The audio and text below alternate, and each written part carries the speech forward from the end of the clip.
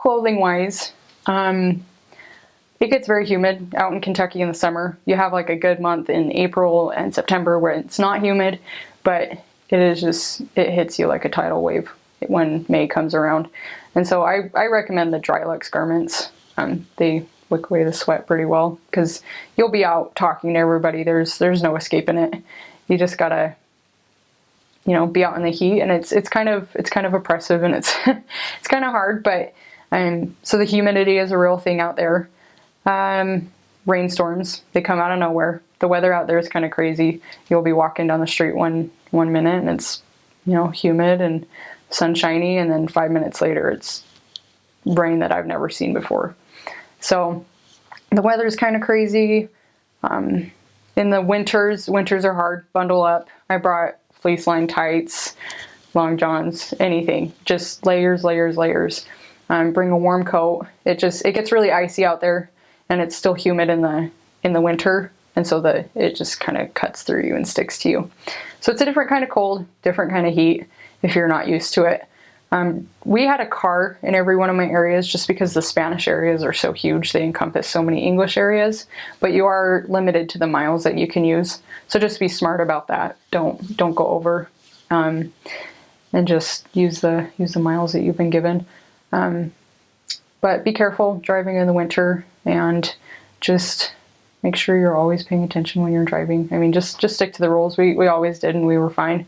Never got any accidents or anything. Especially for sisters, since we do stay out, till 9 o'clock at night. Save those areas that are a little sketchier and a little more dangerous. Save those for the daytime. Don't go there at night, especially when it's an area just full of men. We do teach a lot of individuals out there, and especially with Spanish speaking, they're a very affectionate people. They love kissing on the cheek, and that's just how you greet people, and hugging and stuff. And so it's just, you gotta make sure you're being professional right then and there, especially with the men, because I think they can get the wrong idea, especially with sister missionaries teaching them. And so that was one thing we were very big on helping our sisters to maintain a professional relationship with the individuals they were teaching, making sure that you knew that you loved them, but at the same time make sure they knew it wasn't that kind of a love. And so they're very loving, warm people. And so just make sure to always try to bring a member with you, depending on who you're teaching. Sometimes, a lot of the times you would show up to an appointment and they would be drunk, and they wouldn't be coherent, and they would seem like they were, but then you could quickly tell that they weren't there. And so you got to be careful of that. I never had anybody try anything ever on me or do anything to me, and I never was in a compromising situation, but I did know, some people who weren't careful, and maybe some missionaries who went into the wrong part of town during night. And so just be smart about it. I never ran into anything crazy though. So they give you a book about adjusting to missionary life, and I was using that to the end of my mission. It's not just something you can use at the very beginning when you're trying to figure things out.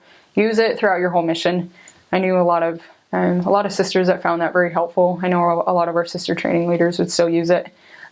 Whether it was, I need help with this companion, I don't know how to help her, or I am having the hardest time getting up and feeling motivated in the morning. So there's a lot of different resources in that book, and that's something I definitely recommend, is just referring back to that constantly. And there's a section in there where you can kind of evaluate yourself several times throughout the mission, and I know I filled that up throughout my mission, whether it was, whatever struggle I was going through. So there's definitely a lot of resources to use out there in the mission field. That's one of them.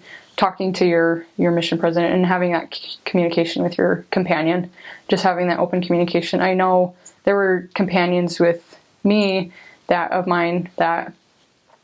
sometimes the communication wasn't that well, and I can look back on it now and see that was the difference, is we weren't communicating that well. And so just, your companion's there to help you. She's there to support you, and she can have some insights that you may need. So just relying on your companion and the different resources that you have out there. There's plenty of them.